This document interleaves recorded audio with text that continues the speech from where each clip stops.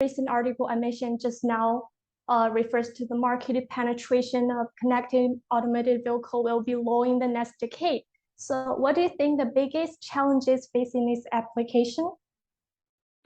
Yeah, I think one of the most important things is that we develop some applications, no matter from the vehicle side or infrastructure side, to improve, to make it be effective, right? Make sure it's play its effectiveness in early stages.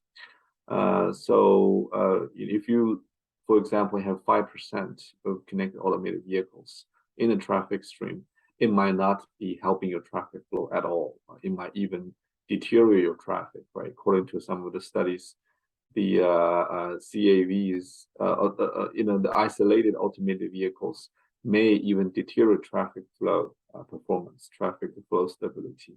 So just letting this one or two vehicles in the traffic stream will not work. So we have to develop either infrastructure or the vehicle side applications, right? making utilize of connectivity, cooperation between vehicles to improve traffic systems. Okay, thanks for your answering. It can present a guide of future researches for many scholars interested in this field. And at the end of this article, it refers to the case study using an Interstate 66 network.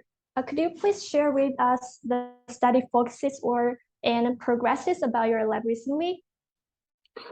Yeah, so the study is we developed one application that I think an integrated application, right? That has three kind of CAV applications. One is platooning, one we call speed harmonization, and the third one called cooperative merge.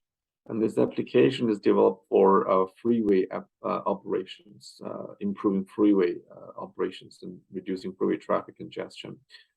For example, we all know that the freeway merge areas are always a big bottleneck of freeway traffic. So the reason causing this freeway bottleneck is the merging traffic, right? Interacting, making lane changes, interacting with the mainline vehicles, and forcing lane changes into the mainline, and so on. So the cooperative lane change is one way, right? Cooperative merge is one way that we making them, instead of a discretionary lane change all the time, we having these vehicles to cooperate with each other, right? They communicate, they cooperate, they negotiate, and then they merge in a very smooth manner, right? So this is one example of this, three applications we developed. And eventually we want to try to test it in a real world network, right? To see how this will help solve a real world problem. We're using this network that we developed for some other purposes. It's a Interstate 66 in Northern Virginia, so in the U.S. It's a freeway network, right? It's a very congested network. We calibrate a network of 10 miles of Interstate 66. So it's a major corridor of connecting DC and Northern Virginia and different cities in Northern Virginia. And we tried these three different applications against speed harmonization, cooperative merge, and platooning on this network. We created, we tested different scenarios as well, right? We want to understand if we create a managed lane, which is a dedicated lane for CAVs, or we create a managed lane that can allow CAVs and other special use vehicles like high occupancy vehicles to use, or we just let these vehicles be in any of the lanes on I-66. We kind of tested different scenarios and sort of different infrastructure policies, so to see what are the most effective scenarios under different market penetrations, right? In the beginning, when there's a 5% market penetration of CAVs, it might be better to just let all the vehicles be on the same dedicated lanes.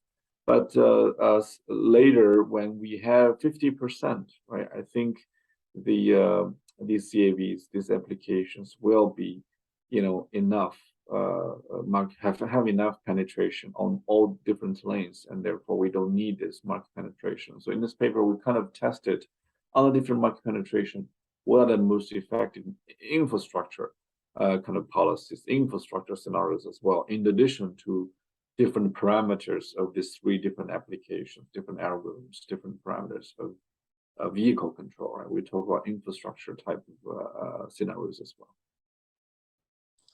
Okay, thanks for answering. And the focuses may enlighten others doing the same research and help you and your lab have fluent process in the future. And at the moment, what is the most pressing problem you want to solve in your field of research? In this area, right? So yeah, I Yeah. think try and continue developing different effectiveness of CAV applications, right? It's important. Again, we developed these three applications in our paper, and actually a few other related work. We keep on understanding these three different applications and different forms of it. For example, we have recently did work, additional work on platooning and cooperative merge, but it is really a more advanced version of platooning, right? We try to we call it a platooning with organized behavior, and this is going to be we're going to have a new paper published soon, and it's really enable better cooperation between platoons, between the platoon members, right? Organize them better and improve the traffic system better. We enable multi-lane operations of the platooning instead of just a single lane platooning. So there's a lot of possibilities, parameters, right? These applications can have, and I think there's a lot of rooms for different researchers to work on these different topics. And as always, we have conducted a lot of simulation, just like our team, like this paper we're talking about here, simulation evaluation. And on the one hand, the simulation of CAVs is still evolving very fast. We don't have a very standard, good way of doing this type of simulation. And in fact, because of the existence of different simulations in the market, in different research, the people using kind of different standards of simulation, and the results are not even comparable, right? Some in the same algorithms in different simulation can include different results. So that's kind of need to be improved with some standardized simulation standards. And also, simulations need to be well calibrated, right? We don't have that many data of CAVs. Like our team, we continue to do experiments with different partners and collect some data. For example, we just did platooning experiment and collect some data. We hope this data will better inform simulation eventually. And last but not least, right? It's always the take the pilots of connected automated vehicles, pilots with real vehicles or a group of real vehicles on the roadways to see how that will eventually impact traffic systems. I think it's also very critical, right? Because you want to understand what's the real impact in the real world. Yeah, I think there's a lot of future directions of this work can lead to. Hey, thanks for answering. It maybe also be the pressing issue for many scholars. And if it makes some progresses, it surely marks a step for this field. And as a senior scholar in the field, could you predict the hotspots of this field in the future? Hot areas, or I would say the areas that need most research. I think that the CAV research has been here for many years. We started almost 10 years ago, and we see a huge increase of CAV research, no matter in transportation community or in, for example, electric engineering community, in computer science community, and so on. And we see even recently in the social science community that people started to study about the social impact of these new technologies. I think as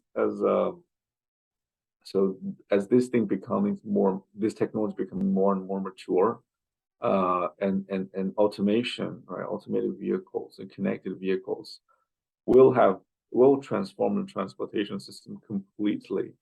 And there's a lot of different areas that need to be studied, not just engineering aspects, right, but also, as I said, social science aspects, even aspects that psychological aspects, right? How people will, people's behavior, people's attitude toward these technologies, and how that will impact their lives and so on. It's all important. And two things I want to mention, right? There's so many things we can talk about here, but two things I want to mention. One is that the researchers of different fields, right? Because this is such an interdisciplinary field, they got to talk to each other. So far I still see for example, the transportation field researchers doing their thing, but the computer science community doing their own thing, and the system developed cannot even, be not that compatible with each other. So I think as such an interdisciplinary community, they need to talk. The second thing is about the impact of such technologies on the society as a general, as a broader impacts. For example, will the CAVs, right, AVs, when they're available, no matter it's personally owned AVs or shared AVs, really,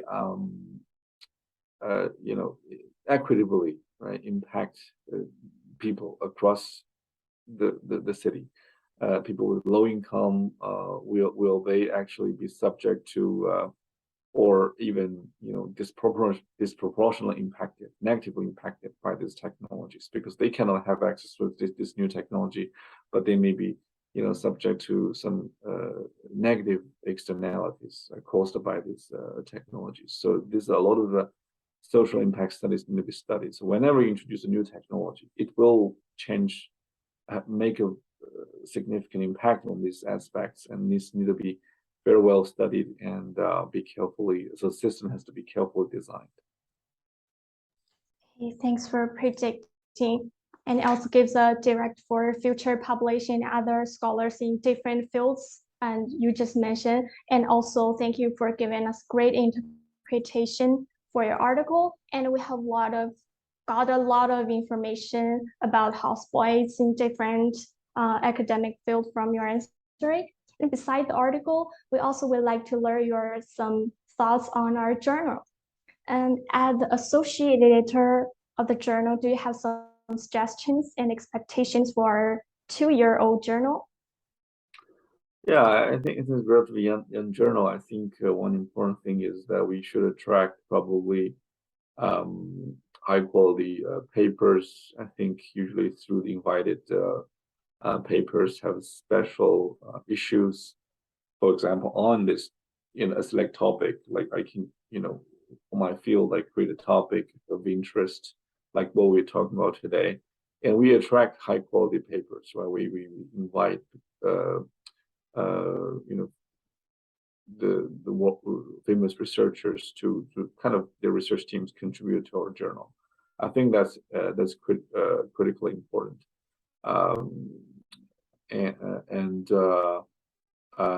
I always have this idea to sort of using these special issues as the collection of the new directions, opportunity to collect the latest ideas of the best researchers in the world, and present the the comprehensive picture of how this thing is developing into the future. Right, what I talk about today is probably only how my research team is addressing this issue. There's a lot of other research teams that may are thinking of this thing differently. I think it's a good opportunity to collect, and it will impact the journal as well, right? So, as a special issues collection, it will help increase the awareness of our journal as well. Okay, thanks for answering. And our journal is also featured with open access. And how do you think the development of open access in publishing, and as an author, what factors are put more consideration when you submitting a paper? Researchers' opportunities to access the paper directly. Sometimes even me, I have University of California subscription, but sometimes even for me, it's hard for me to download some papers as well. So I think it's definitely a good thing. You know, one exception sometimes, you know, the open access journals comes with a fee that